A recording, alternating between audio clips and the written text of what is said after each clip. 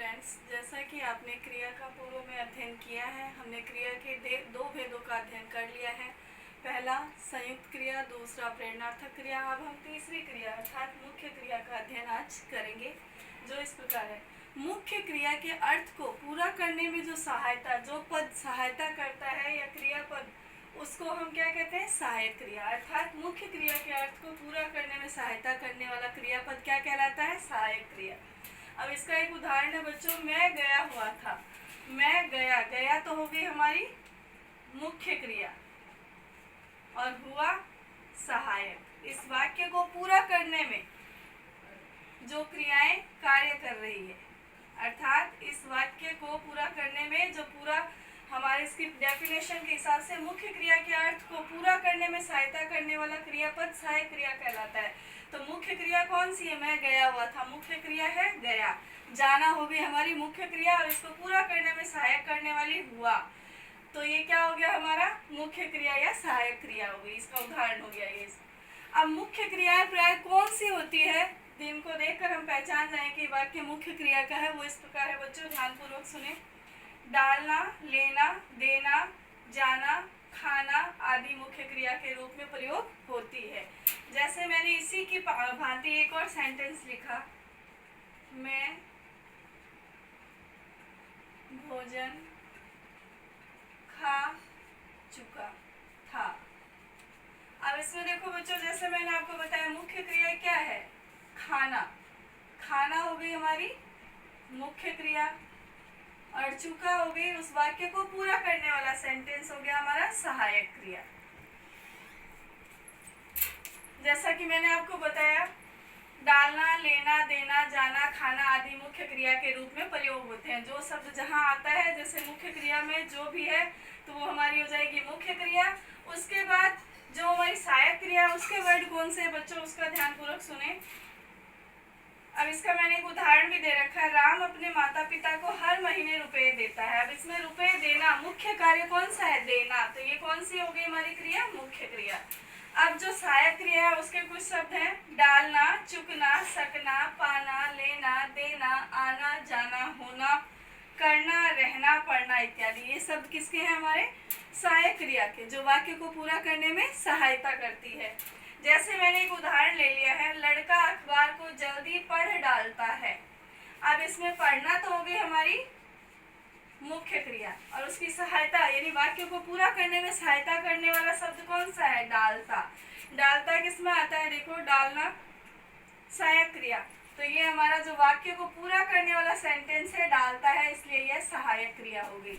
अब दूसरा उदाहरण इस प्रकार है बच्चों, लड़का गिलास में पानी डालता है। यहाँ डालना मुख्य क्रिया है। बच्चे का जो कार्य संपन्न होने वाला है किसमें? गिलास में पानी को डालकर ही कार्य को संपन्न किया जाएगा, तो वह हमारी हो गई मुख्य क्रिया।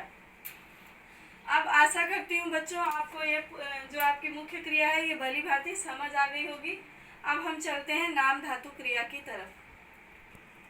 बच्चों, प्रयोग व संरचना के आधार पर हमारी जो क्रिया है उसका चौथा भेद है नाम धातु क्रिया। इसकी परिभाषा इस प्रकार है, नाम पद। नाम पद अर्थात संज्ञा या विशेषण। शब्दों के अंत में प्रत्यय जोड़ने से किसी क्रियापद का निर्माण होता है, तब वह नाम धातु क्रिया होती है। एक बार पुनः सुने, नाम पद अर्थात संज्ञा और विशेषण। शब्दों के अंत में प्रत्यय जोड़ने से किसी क्रियापद का निर्माण होता है, तो वह हमारी जो संज्ञा होती है अर्थात क्रिया जो होती है वो नाम धातु क्रिया कहलाती है। तब वह नाम धातु क्रिया होती है। जैसे सेठ ने मकान हथियाया। हाथ से बच्चों शब्द बनता है हथियाना। जैसे जो हमारा डायरेक्टर है उसने फिल्म को फिल्माया, तो फिल्माना क्या हो गई? हमारी एक क्रिया है। ये क्या हो गया? संज्ञा पद है। फिल्म को फिल्म से फिल्माना, ऐसे वर्ड आएंगे तो उससे हमारी पहचान होती है कि ये नाम धातु क्रिया है। इसकी डेफिनेशन एक बार पुनः सुने, नाम पद अर्थात संज्ञा और विशेषण शब्दों के अंत में प्रत्यय जोड़ने से किसी क्रियापद का निर्माण होता है, तब वह नाम धातु क्रिया होती है या कहलाती है। जैसे सेठ ने मकान हथियाया। हाथ से बच्चों बनता है हथियाना। हाथ से बनेगा हथियाना। अब इसकी महत्वपूर्ण बिंदु बच्चों ये है, नाम धातु संज्ञा बनाने के लिए संज्ञा, सर्वनाम और विशेषण को अपनाया जाता है।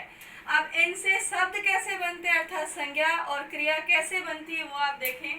संज्ञा शब्दों से नाम धातु जो हमारी संज्ञा क्रिया है वो कैसे बनती है, वो जैसे मैंने एक वर्ड लिया बात, बात से वर्ड बना बतियाना, शर्म से शर्माना, हाथ से हथियाना, लाज से लजाना, लालच से ललचाना आदि शब्द बनते हैं।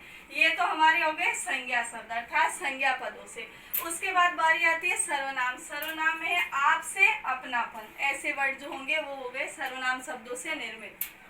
विशेषण शब्दों से बच्चों कैसे बनेगी, गरम से गरमाना, विशेषण मतलब जिसके गुणों की प्रशंसा हो रही है तो वहां होता है विशेषण। गरम से गरमाना, चिकना से चिकनाना, दोहरा से दोहराना, मोटा से मुटियाना इत्यादि शब्द जो होते हैं वो हो गए हमारे विशेषण शब्दों से नाम धातु क्रिया बनाने के संकेत देने वाले। उसी प्रकार बच्चों अगर मैं एक सेंटेंस लेती हूँ, छोटा बच्चा दूध देकर ललचा गया, यह अगर ऐसा सेंटेंस लिखा हुआ आता है तो वो नाम धातु क्रिया का है। क्यों? क्योंकि लालच से ललचाना, मैंने आपको वर्ड बताया था, लिखा हुआ रहेगा कि वह दूध को देखते ही ललचा गया, अर्थात नाम धातु क्रिया। अब इसके बाद आती है बच्चों हमारी पूर्वकालिक क्रिया। जब कर्ता एक कार्य समाप्त करके उसी पर दूसरा कार्य प्रारंभ कर देता है तो उस जगह पर होती है हमारी पूर्वकालिक क्रिया। इसकी पहचान हेतु बच्चों होता है कि इसमें कर लगा हुआ रहता है। कोई भी सेंटेंस होगा तो उसमें कर का ही सामान्य होगा। जैसे राम सो कर उठ गया, सेंटेंस के जैसे जो क्रिया है सोने की क्रिया उसके अंदर कर लगा होगा। राम भोजन कर कर उठ गया, अर्थात भोजन को समाप्त करके उठ चुका है, यह पहचान हेतु है बच्चों। अब इसमें देखो मैंने लिख रखा है जब कर्ता एक कार्य समाप्त करके उसी पर दूसरा कार्य प्रारंभ कर देता है तब पहली क्रिया जो संपन्न हुई है उसको हम क्या कहते हैं, पूर्वकालिक क्रिया। जैसे सोकर, उठकर, बैठकर, जाकर इत्यादि बहुत सारे ऐसे वर्ड बन जाएंगे बच्चों। अब मैंने आपके लिए उदाहरण लिया है, रमेश खाना खाकर विद्यालय गया।